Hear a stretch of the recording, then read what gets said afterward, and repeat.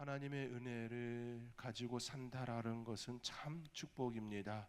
사순절 첫 번째 주일을 맞이하여서 성전에 올라 하나님께 찬양하고 기도하고 또 말씀을 듣는 이 시간, 주의 은혜가 저와 여러분 가운데 풍성하게 나타나기를 주님의 이름으로 축복합니다.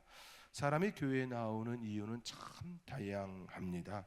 누군가는 위로가 필요하여서, 누군가는 답이 필요하여, 누군가는 관계가 필요하여, 또 누군가는 하나님이 정말 계시다 그것을 알고 그 은혜를 알기에 나오는 이도 있습니다. 그리고 그 모든 이유는 다 충분히 이해되지요. 인생이 흔들릴 때, 마음이 깨어질 때 누군가의 말 한마디가, 따뜻한 그 한마디가 우리를 살리기도 합니다. 그런데 우리가 신앙생활을 오래 하다 보면 미묘한 우리 마음속에 자리하는 기대가 있습니다. 예수 믿으면 내 삶이 조금 더 편해질 거야. 하나님이 계시면 내 문제는 빨리 해결되어야 하지 않을까?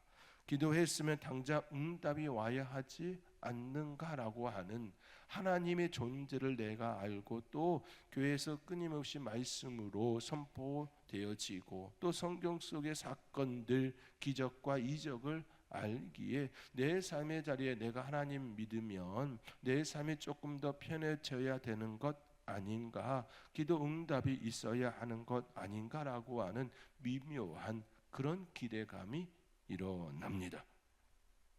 그런데 성경은 우리의 기대의 방향을 자주 바꾸어 놓습니다. 지난주 우리가 마태복음을 살펴보면서 보았던 핵심이 무엇이었습니까? 마태복음은 예수님을 도와주시는 분으로만 소개하지 않습니다. 기적을 베푸시는 그런 하나님으로만 소개하지 않습니다. 마태복음 시작부터 예수님은 왕으로 오신 그리스도, 왕으로 오신 메시아라고 선포합니다. 왕이 오셨다는 것은 무엇을 의미합니까? 왕의 나라가 임했다는 뜻이고, 왕의 나라가 임했다라는 것은 이제 내 삶의 왕의 자리를 이제 내려놓고 예수님을 내 삶의 왕의 자리에 올려놓아야 함을, 모셔야 함을 의미합니다. 그래서 예수님은 사역을 시작할 때 이렇게 선포하셨습니다. 회개하라, 천국이 가까이 왔느니라. 회개는 눈물의 감정이 아니라 내가 왕의 자리에서 내려오는 그 일입니다. 내가 주인이던 자리에서 내려오고 예수님이 내 삶의 주인이심을 고백하고 또 그렇게 사는 삶, 그것을 의미합니다. 자, 그런데 질문이 하나 남습니다. 그 왕은 어떤 방식으로 다스리는가입니다. 그 왕의 권세는 군림입니까? 섬김입니까? 왕이 오셨다면 그 왕의 길은 영광입니까? 십자가입니까? 오늘 우리가 살펴볼 마가복음은 이 질문에 아주 분명하게 답을 주고 있습니다. 마가복음은 우리에게 예수님은 하나님의 아들이시다, 그런데 그 하나님의 아들은 섬김을 받으러 오신 분이 아니라 오히려 섬기려 오신 분이시다 말씀합니다. 그래서 마가복음 전체를 관통하는 한 절이 바로 오늘 본문의 말씀입니다. 오늘 본문의 말씀 우리 함께 읽겠습니다. 인자가 온 것은 섬김을 받으려 함이 아니라 도리어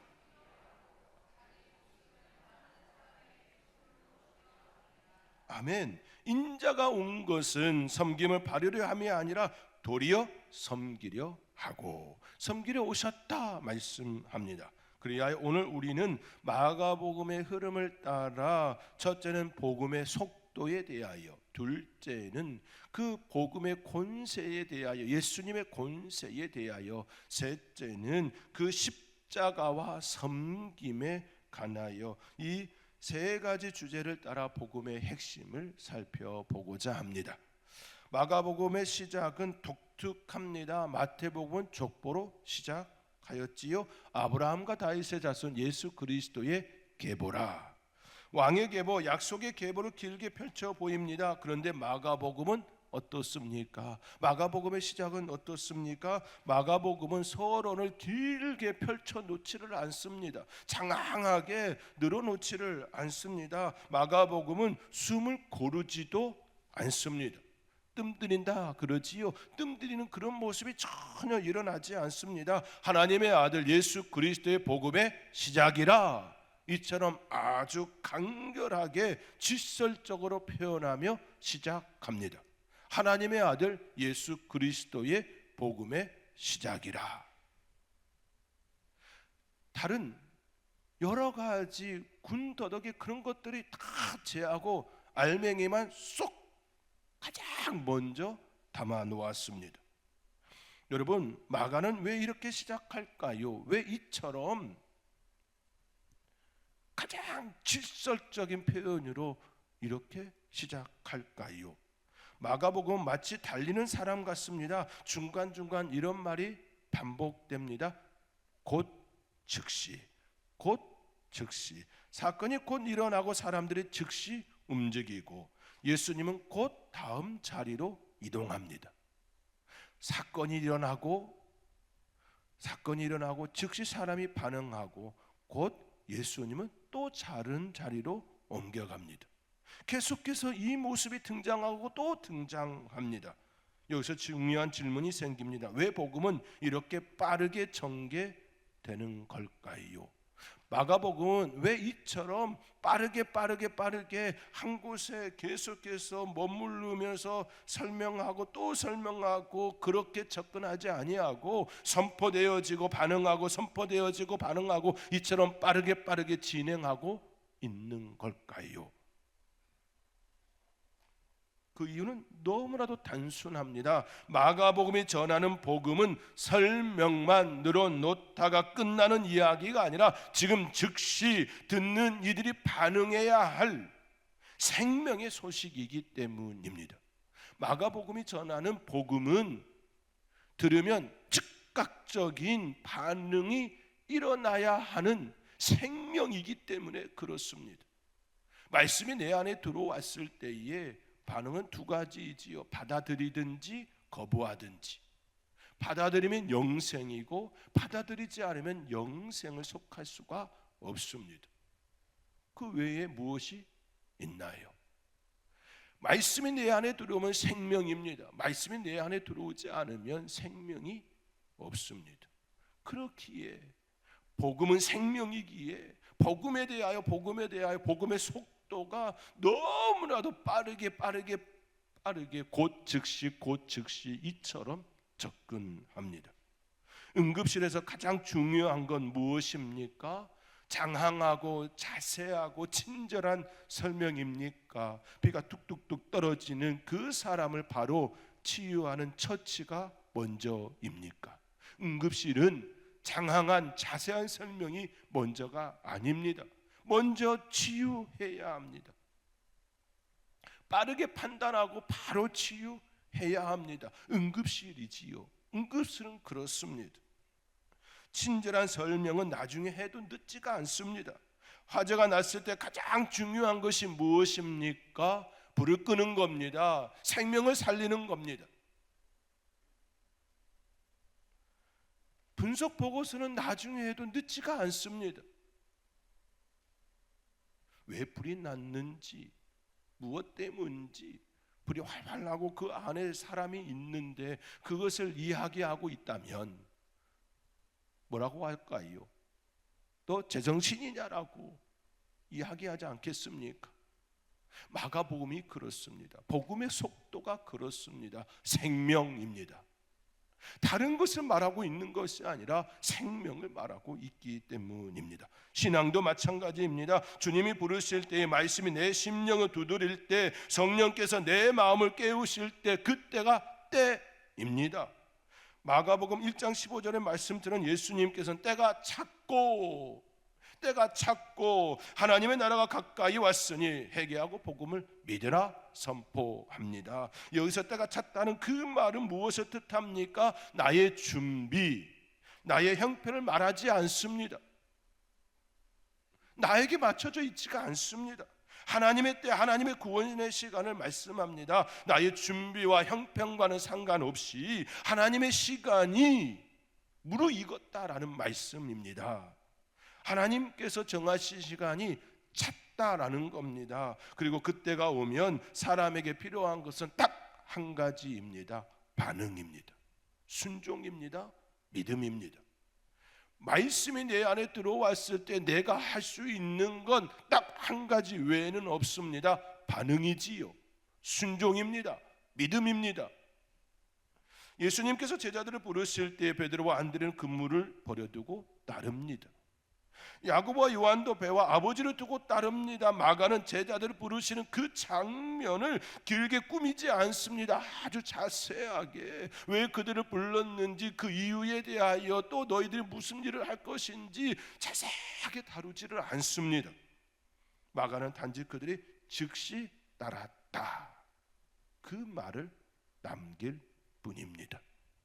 사랑하는 성도 여러분, 여러분의 마음에 손을 얹고 한번 대답해 보시기 바랍니다. 나는 예수님 앞에서 즉시가 있습니까? 아니면 늘 나중에입니까?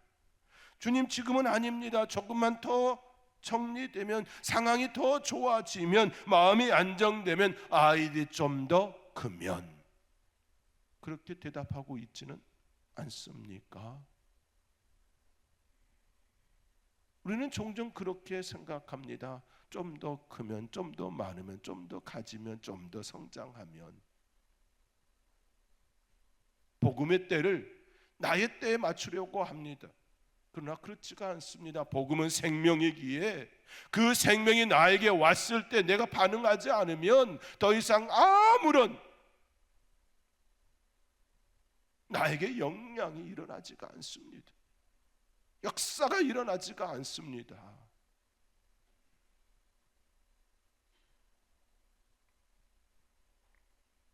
마가복음은 오늘 우리에게 복음은 나중에를 기다려주지 않는다 말씀합니다. 복음은 지금 부릅니다. 지금.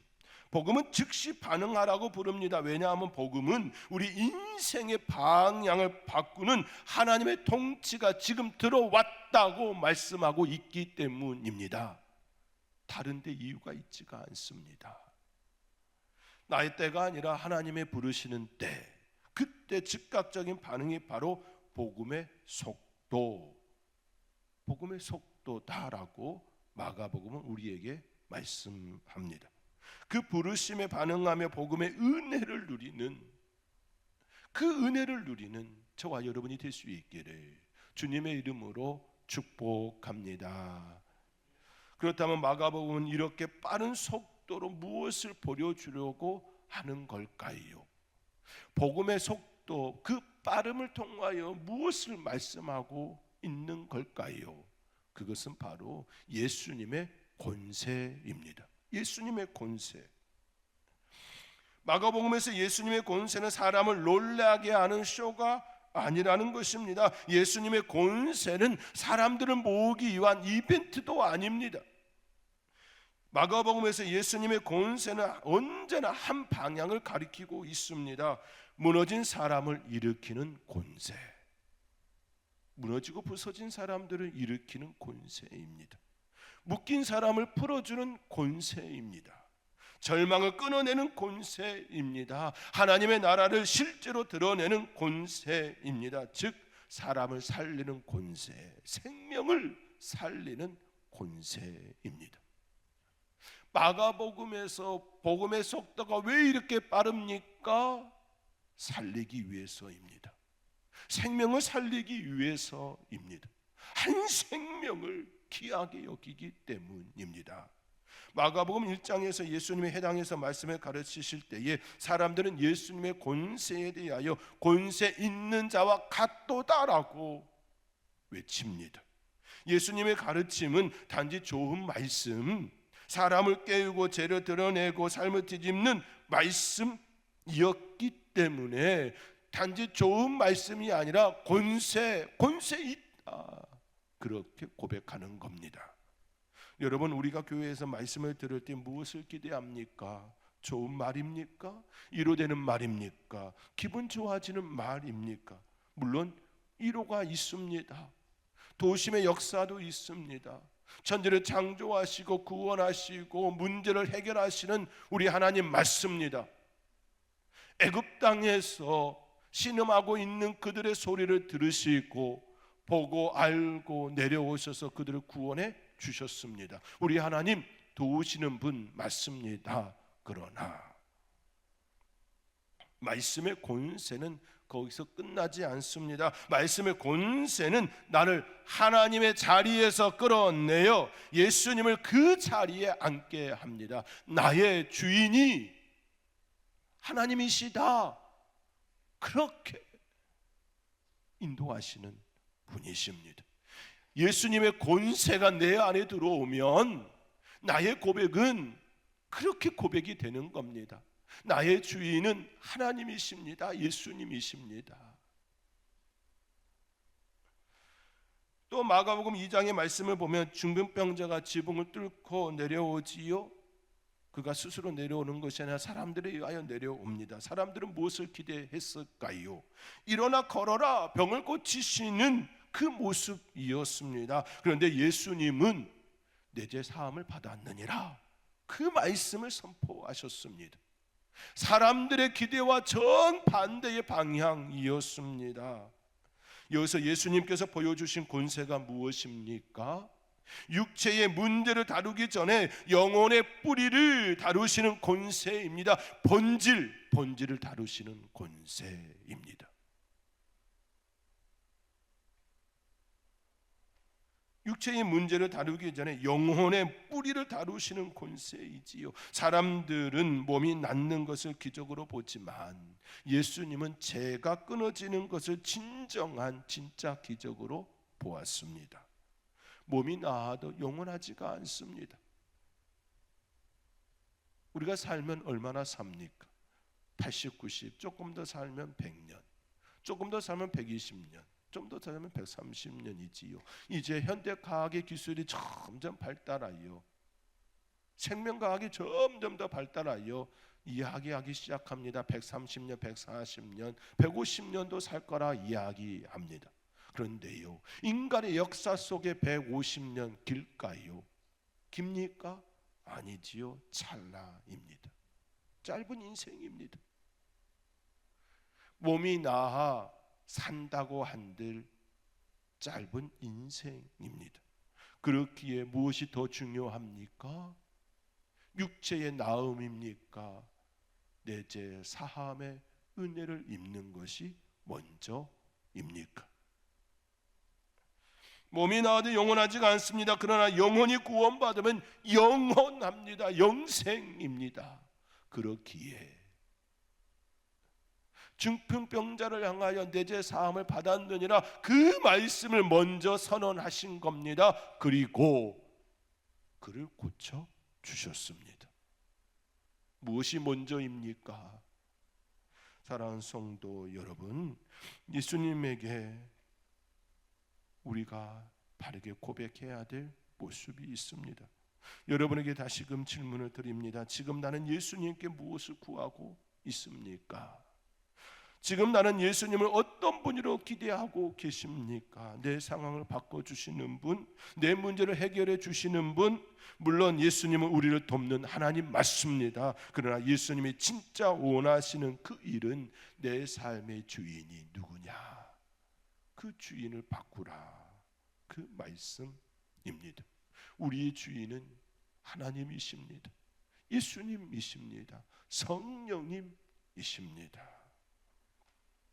또 마가복음 4장에서는 풍랑이 일어납니다. 배가 뒤집힐 것 같습니다. 제자들이 두려움에 소리칩니다. 그때 예수님은 아주 잔잔하게 바다를 향하여, 바람을 향하여 잠잠하라, 고요하라 말씀합니다. 그 말씀에 바다와 바람이 잔잔하여집니다. 예수님께서 풍랑을 잠잠케 하신 것은 단지 자연을 다스리는 권세를 가진 분임을 알려주기 위함이 아니지요. 그 풍랑보다 더 무서운 것이 제자들 안에 있는 두려움이었습니다. 그들은 예수님이 그 옆에 있음을 알면서도 여전히 두려움 속에 있었습니다. 왜 두렵습니까? 예수님의 존재를 모르고 있기 때문입니다. 세상의 주관자, 천지를 창조하시고 우리를 구원하시는 그 하나님이 내 옆에 있음에도 불구하고 아직도 두려움 속에 있는 그들을 향하여 잠잠하라, 고요하라 말씀합니다. 나의 주인이 바뀌면 내 안에 두려움이 바뀝니다. 주님이 주시는 평안함으로 바뀝니다. 교회에 사람이 많아질 수 있습니다. 예배 분위기가 좋아질 수 있습니다. 그렇지요. 마가복음이 계속 보여주는 것이 있습니다. 사람들은 열광합니다. 군중은 몰려듭니다. 그러나 제자들은 잘 모르지요. 깨닫지 못하기 때문입니다. 그렇지요. 교회 안에 그런 일이 일어날 수 있습니다. 그런데 여전히 예수님이 누구인지 모르는 사람이 있다면, 아무리 많은 사람이 몰려와 있을지라도 예수님의 권세가 역사되지 않음이라 말할 수밖에 없습니다. 그래서 마가복음은 우리를 계속 질문 앞에 세웁니다. 나는 예수님의 권세를 도구로 붙잡고 있는가? 아니면 나는 예수님의 권세 앞에 주님으로 고백하며 엎드리고 있는가? 너의 주인은 누구냐? 묻습니다. 이 물음에 바르게 고백하며 저와 여러분이 될 수 있기를 주님의 이름으로 축복합니다. 마가복음을 끝까지 읽다 보면 우리는 한 가지 역설 앞에 서게 됩니다. 예수님은 하나님의 아들입니다.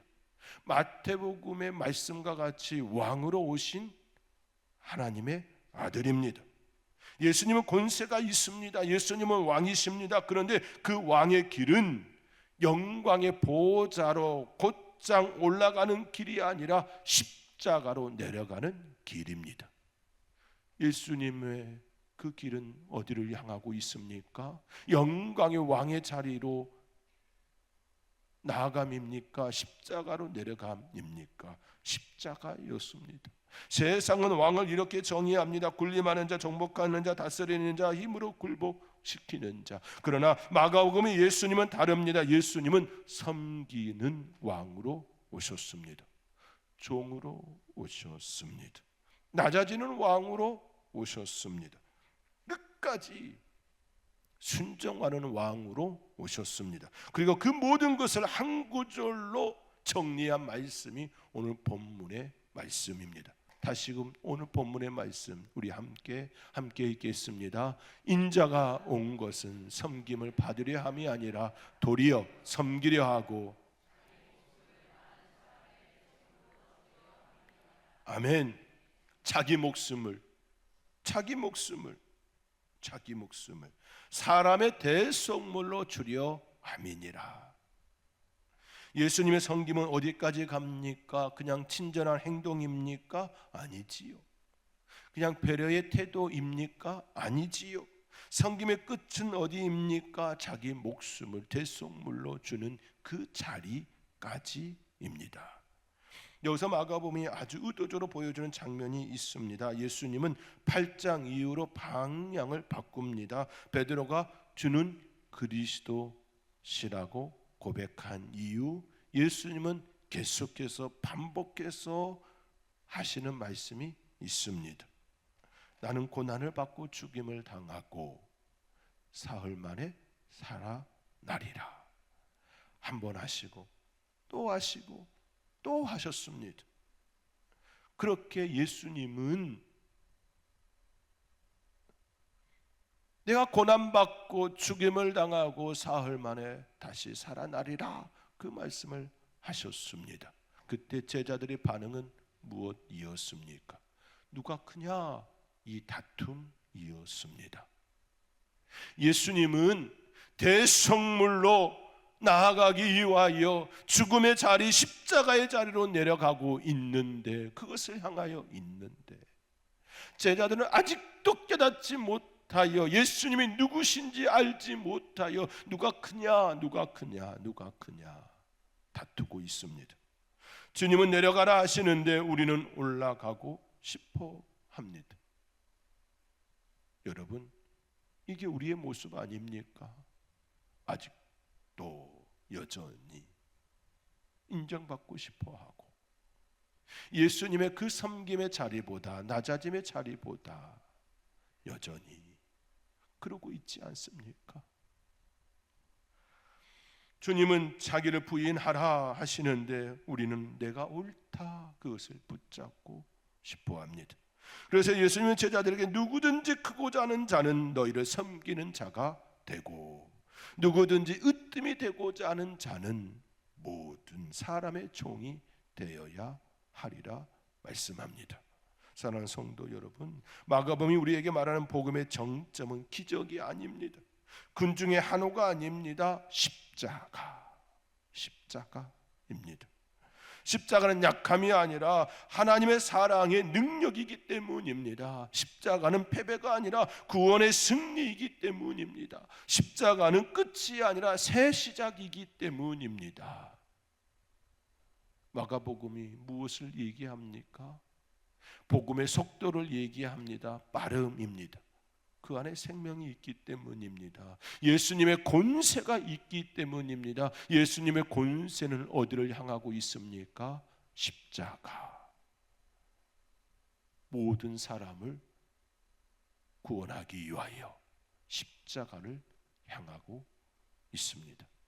이것이 마가복음의 전체가 우리에게 향하는 메시지입니다. 우리 함께 이번 한 주간 마가복음을 함께 묵상하며 또 기도하며 그 은혜 속에 있기를 원합니다.